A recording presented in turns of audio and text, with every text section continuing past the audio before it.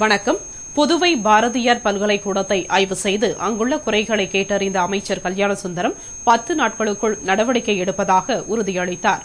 புதுவை பாரதியார் பல்கலைக்கூடம் மற்றும் மணிமண்டபத்தை கல்வி, கலை மற்றும் பண்பாட்டுத்துறை அமைச்சர் கல்யாணசுந்தரம் திடீரென ஆய்வு செய்தார். பின்பு அங்குள்ள மாணவர்களிடம் குறைகளை கேட்டறிந்தார். மாணவர்கள் குடிநீர், கழிப்பிடம், பரதநாட்டியம், பக்கவாதியம் போன்ற பல வகுப்பறையின் மேற்கூரைகள் பழுதடைந்து வகுப்புகள் நடத்த முடியாத நிலையில் உள்ளது என்று கூறினர். அவற்றை பார்வையிட்ட அமைச்சர் அடிப்படை வசதிகள் உடனடியாக செய்து தர முதல்வரிடம் கூறி நடவடிக்கை எடுப்பதாக கூறிய அவர் அங்குள்ள அதிகாரிகளிடம் மேற்கூரையை 10 நாட்களுக்குள் சீரமைத்து தரும்படி உத்தரவிட்டார். மேலும் 73 மாணவர்கள் படிக்கும் பல்கலைக்கூடத்தில் 107 ஊழியர்கள் உள்ளனர். அதிகமாக உள்ளவர்களை மாற்றம் செய்யுங்கள் என அதிகாரிகளிடம் கூறினார். அப்பொழுது சபாநாயகர் சபாபதி, கலை பண்பாட்டுத்துறை இயக்குநர் சந்தானகிருஷ்ணன், உதவி நூலக தகவல் அதிகாரி பரிவசலிங்கம், செயலாளர் குப்புசாமி, கல்லூரி முதல்வர் சிற்பி ஜெயராமன் மற்றும் பலர் உடனிருந்தனர். புதுவை வில்லியனூர் அரசு மருத்துவமனையை நோயாளிகள் முற்றுகையிட்டு போராட்டம் செய்தனர். தகவல் அறிந்த சட்டமன்ற உறுப்பினர் தேனி ஜெயக்குமார் அங்கு வந்து சமாதான பேச்சுவார்த்தை நடத்தினார். வில்லியனூர் ஆரம்ப சுகாதார நிலையத்தில் டாக்டர் சித்தார்த்தன் நோயாளிகளுக்கு சிகிச்சை அளித்துக் கொண்டிருந்தார். அப்பொழுது அதே பகுதியைச் சேர்ந்த ஒருவர் வந்து சான்றிதழில் கையெழுத்திடுமாறு வற்புறுத்தியதாக கூறப்படுகிறது.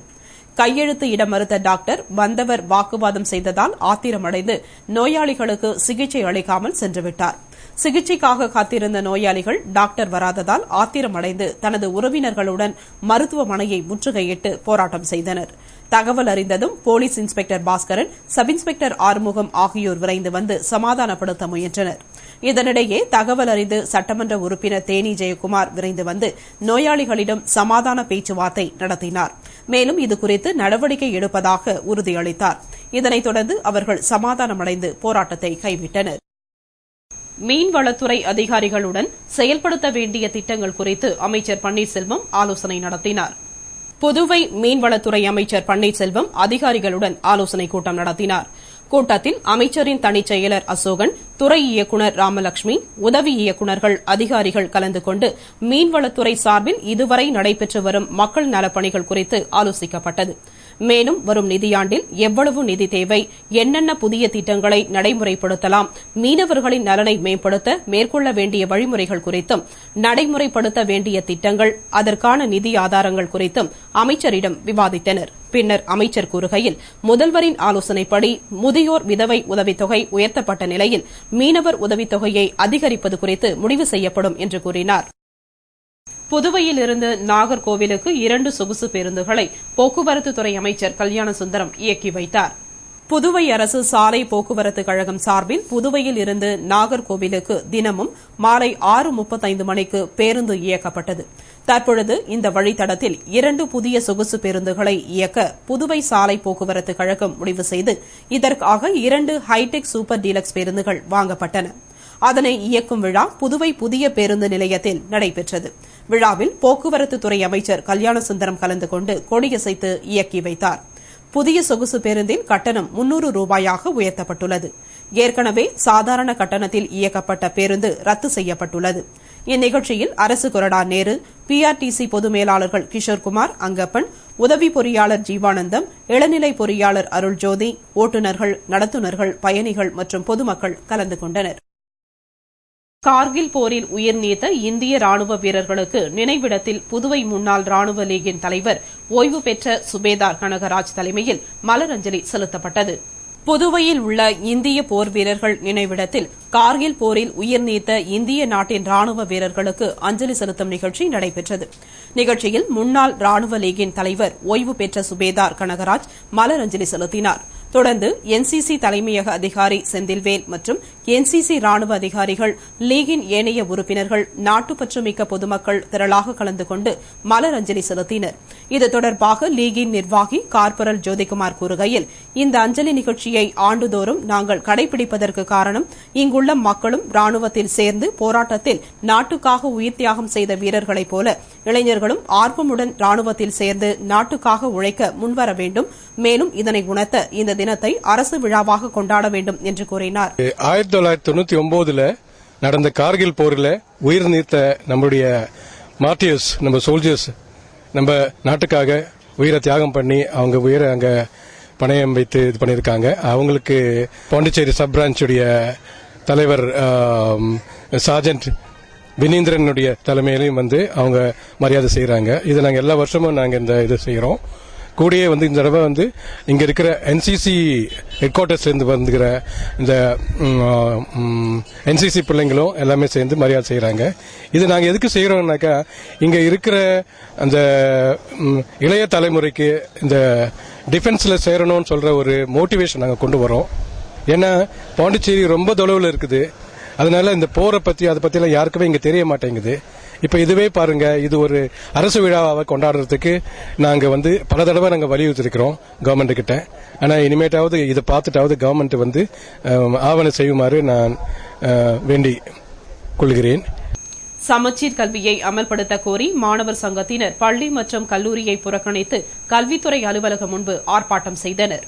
புதுவையில் சமச்சீர் கல்வியை உடனடியாக அமல்படுத்த வேண்டும், கல்லூரியில் ஆசிரியர் பற்றாக்குறையை போக்க வேண்டும், அடிப்படை வசதிகளை செய்து தர வேண்டும் என்பது போன்ற பல கோரிக்கைகளை வலியுறுத்தி இந்திய மாணவர் சங்கத்தினர் கல்வித்துறை அலுவலகம் முன்பு ஆர்ப்பாட்டம் செய்தனர். ஆர்ப்பாட்டத்திற்கு சங்க தலைவர் ஹரிஹரன் தலைமை தாங்கிட செயலாளர் ஆனந்த், துணைத் தலைவர் ரஞ்சித்குமார் மற்றும் நிர்வாகிகள் வாழ்த்தி பேசினர். இந்த ஆர்ப்பாட்டத்தில் சட்டக்கல்லூரி மற்றும் சமுதாய கல்லூரி மாணவர்களும் சில பள்ளி மாணவர்களும் வகுப்பை புறக்கணித்துவிட்டு கலந்து கொண்டனர். இலங்கையில் தமிழ் ஈழம் அமைய வலியுறுத்தி புதுவையில் விடுதலை சிறுத்தை கட்சியினர் நடத்திய கையெழுத்து இயக்கத்தை கட்சித் தலைவர் திருமாவளவன் துவக்கி வைத்தார். இலங்கையில் தமிழ் ஈழம் அமைய வேண்டும், அதிபர் ராஜபக்சேவை போர்க்குற்றவாளியாக அறிவிக்க வேண்டும் என வலியுறுத்தி ராஜா திரையரங்கம் சிக்னல் அருகே விடுதலை சிறுத்தை கட்சியினர் கையெழுத்து இயக்கம் நடத்தினர். கையெழுத்து இயக்கத்தை விடுதலை சிறுத்தைகள் கட்சித் தலைவர் திருமாவளவன் துவக்கி வைத்து பேசுகையில், இலங்கை அதிபர் ராஜபக்சேவால் 1,00,000க்கும் அதிகமான தமிழர்கள் கொல்லப்பட்டனர். அவரை ஐநா சபை சர்வதேச போர்க்குற்றவாளியாக அறிவித்துள்ளது. மேலும் அமெரிக்கா இலங்கைக்கு அளித்து வந்த நிதி உதவியை நிறுத்தி வைத்துள்ளது. இதனை வரவேற்கும் வேளையில் தனி ஈழநாடு அமைய வேண்டும் என்பதற்காக 10 லட்சம் பேரிடம் கையெழுத்து வாங்கும் நடவடிக்கையில் எங்கள் கட்சி இறங்கியுள்ளன. கடந்த 12ஆம் தேதி துவங்கப்பட்ட கையெழுத்து இயக்கம் வரும் 3ஆம் தேதியுடன் முடிகிறது. இங்குள்ள தமிழர்கள் இலங்கை தமிழர்களுக்காக துப்பாக்கி தூக்க வேண்டாம், கையெழுத்திட்டு தங்கள் உணர்வுகளை வெளிப்படுத்த வேண்டும் என்று பேசினார்.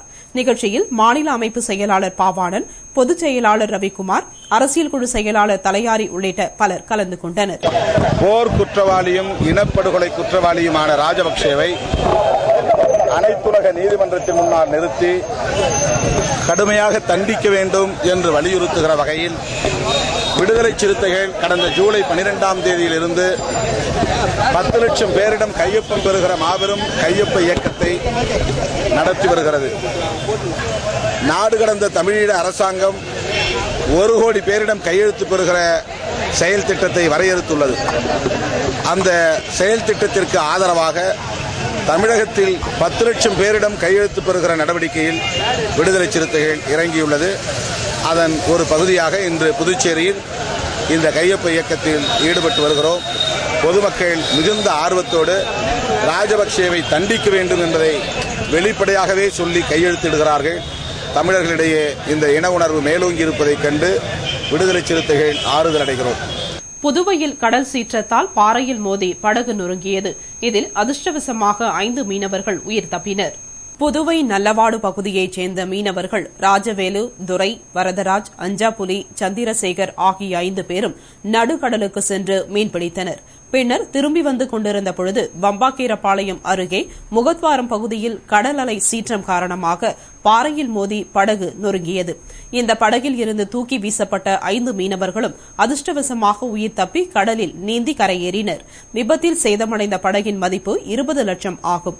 இதுகுறித்து தகவல் அறிந்த மீன்வளத்துறை துணை இயக்குநர்கள் இளங்கோவன், தனசேகரன் ஆகியோர் அந்த பகுதிக்கு வந்து சேதமடைந்த படகை பார்வையிட்டனர்.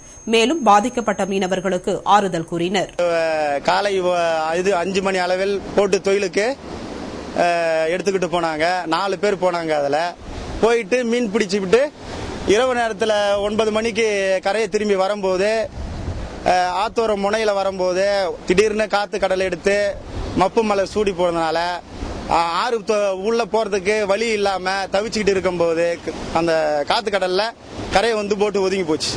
ஒதுங்கி ரொம்ப சேதம் ஆகி போச்சு. நாங்களே எவ்வளோ இரவு நேரத்தில் நாங்கள் ரொம்ப சிரமப்பட்டு இது பண்ண போட்டை காப்பாற்ற முடியல. நாங்கள் எத்தனையோ முறை மனு கொடுத்துருக்குறோம். இந்த லைட்டை போடணும். ரெண்டு பகுதியும் வந்து தெற்கு வடக்கு 2 பக்கமும் லைட்டை போட்டீங்கன்னாக்கா அப்ப 2 பக்கமும் லைட்டை நாங்கள் சென்டர்ல வந்து போடுறதுக்கு வாய்ப்பு இருக்குது. ஏன்னா கையில் இந்த பக்கமும் கொட்டி இருக்குது, அந்த பக்கமும் கொட்டி இருக்குது. இதனால எங்களுக்கு ஒன்றும் புரியல. கடலோரத்தில் வந்து தொழிலுக்கு போயிட்டீங்கன்னா இரவு நேரத்தில் வந்தாக்கா ரொம்ப குழப்பமா இருக்குது. இதனால ரொம்ப வந்து இருக்கிற குடும்பம் தான் பாதிக்கப்படுது. இத்துடன் செய்திகள் நிறைவடைந்தன. வணக்கம்.